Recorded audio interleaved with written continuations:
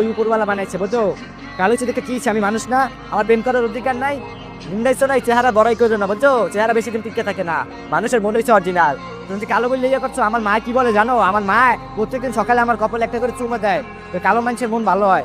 আমি তো শোনা, আমার মার কাছে আমি শোনা। তুমি আমার কও আমার দেখলে তোমার ভাত খেতে মন চায় না, এই অপমান করছো না, সৌন্দর্যের বড়াই করতেছো না, কষ্ট হচ্ছে না, সাদা হচ্ছে দেখে তো সৌন্দর্যের বড়াই করতেছো। চিন্তা করছো না, এক সপ্তাহের ভিতরে তোমার সামনে নায়ক আসবে, নায়ক। যদি নায়ক না হইতে পারছি, নাম কাটতে ফেলবো বুঝছো। ঘিন্নেছো না তখন বুঝলা, তখন ঠিকই পা ধরবা প্রেম করার জন্য।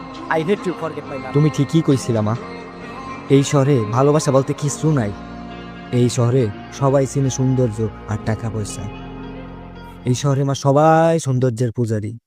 আজকে আমি কালো বললা আমার যে কি গিন্নানটা গিন্নাইলো। তুমি আমারে কত বাধা দিছিলা, যাইস না যাইস না, আমি তোমার কথা শুনি নাই মা।